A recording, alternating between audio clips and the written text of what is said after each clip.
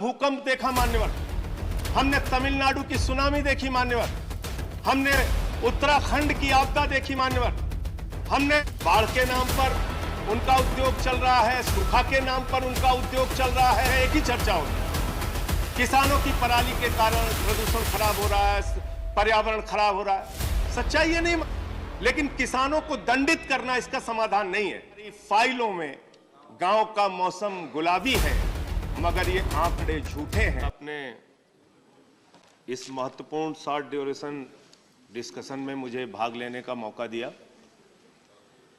मान्यवर राष्ट्रपिता महात्मा गांधी ने, बापू ने कहा था कि इस प्रकृति के पास हर इंसान को देने के लिए सब कुछ है, लेकिन किसी एक व्यक्ति की लालच को पूरा करने के लिए कुछ भी नहीं। विकास की अंधी दौड़, पूरे दुनिया में टेक्नोलॉजी के नाम पर ग्रीन गैस का उत्सर्जन आज बहुत सारी प्राकृतिक आपदाओं का कारण बन रहा है मान्यवर, और इसके भुक्तभोगी सिर्फ भारत देश ही नहीं है, यूरोप के देश, अमेरिका, दुनिया के तमाम अपने आप को कहने वाले विकसित देश,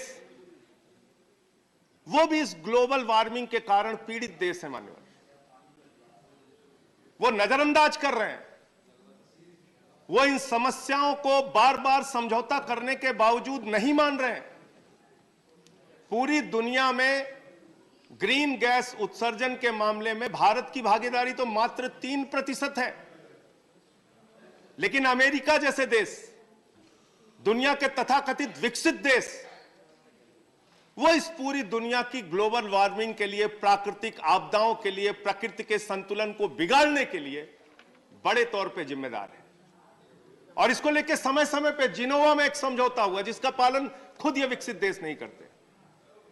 जो टेक्नोलॉजी हमको सस्ते दामों में उपलब्ध करानी चाहिए, उस समझौते के मुताबिक हमें नहीं उपलब्ध कराते, और जिसके कारण से तमाम प्राकृतिक आपदाएं हमने झेली मान्यवर।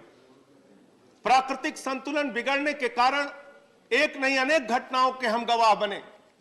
हमने भुज का भूकंप देखा मान्यवर, हमने तमिलनाडु की सुनामी देखी मान्यवर, हमने उत्तराखंड की आपदा देखी मान्यवर, हमने जम्मू कश्मीर की आपदा देखी, हमने उड़ीसा के तूफान देखे, हमने असम के बाढ़ देखे, हमने बिहार के बाढ़ देखे, हमने कई क्षेत्रों में सूखा देखा मान्यवर।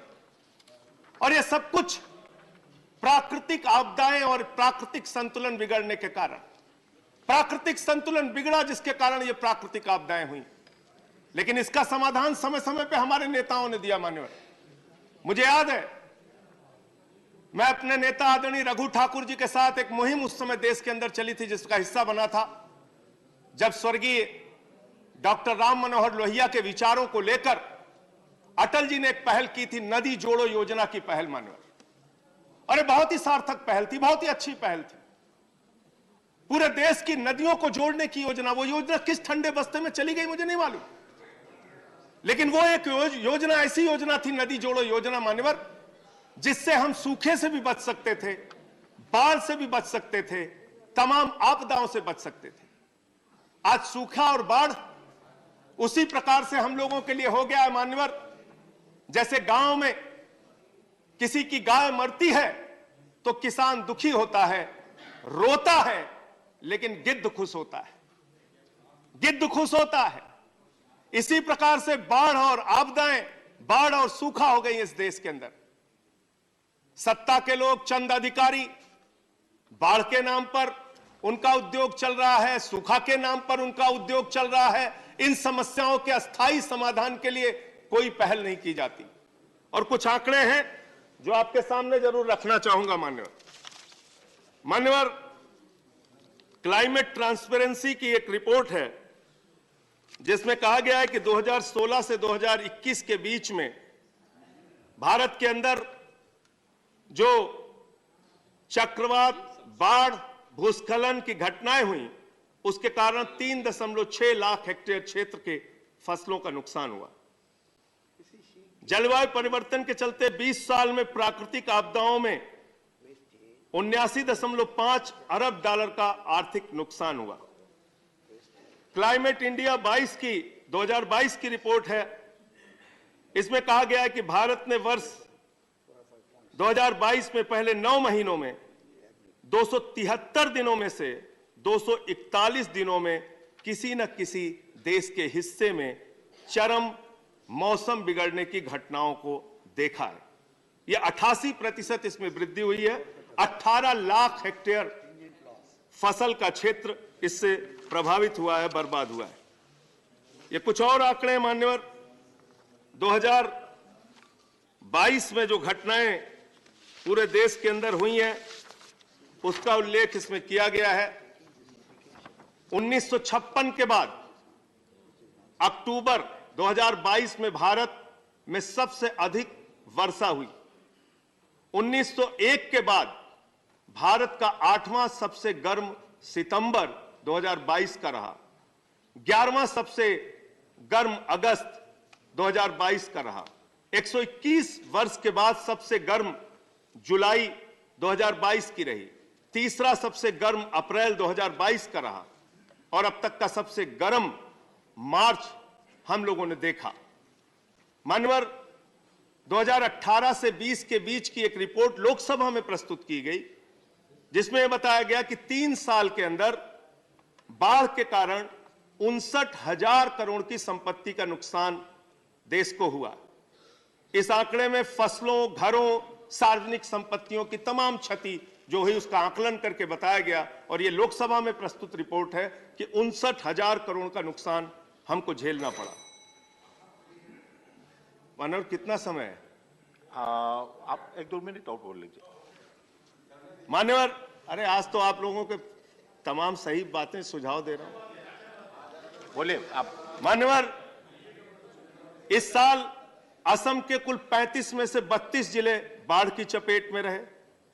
बिहार की 76% आबादी बाढ़ के प्रभावित खतरे में रहती है और 16.5% क्षेत्र बिहार का बाढ़ प्रभावित क्षेत्र रहा। 19 जिलों में लगभग बाढ़ आती है। इसके अलावा मान्यवर, मराठवाड़ा के इलाके में मूसलाधार बारिश हुई जुलाई में। 83 लोगों ने, जिसके कारण से जो संपत्ति का नुकसान हुआ, एक आंकड़ा आया कि 83 लोगों ने उसमें आत्महत्याएं की। राजस्थान में 70 वर्षों में सबसे अधिक वर्षा हुई। गुजरात के अंदर 14 जिलों में 8 लाख किसानों को 2022 में मानसून की बारिश के कारण फसलों का जो मुआवजा सरकार को देना पड़ा 630 करोड़ रुपए का। तो ये कुछ ऐसे आंकड़े। बेंगलोर में, सर, बेंगलोर जो 900 मीटर ऊंचाई के स्तर पर स्थित है, उस शहर को बिल्कुल डूबा हुआ हम लोगों ने देखा। ऐसी घटनाएं मुंबई में भी देखने को मिलती हैं। तो तमाम रिपोर्ट के जरिए बताई गई जो आंकड़े हैं वो आपके सामने मैं रख रहा हूं।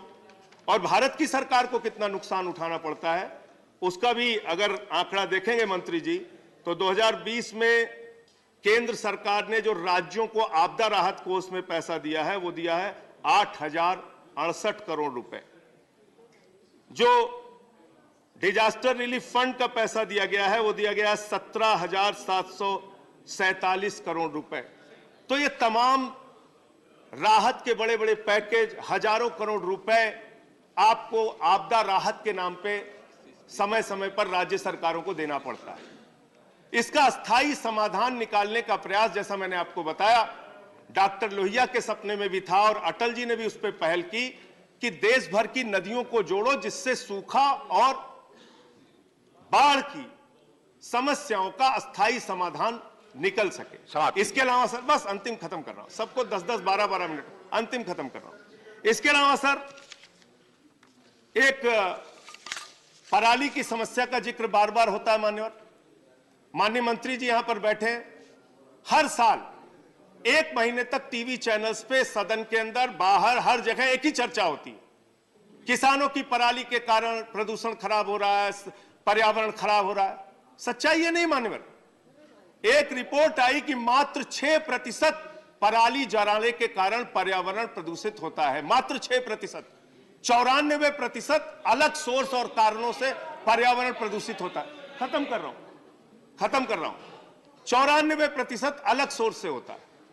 लेकिन किसानों को दंडित करना इसका समाधान नहीं है।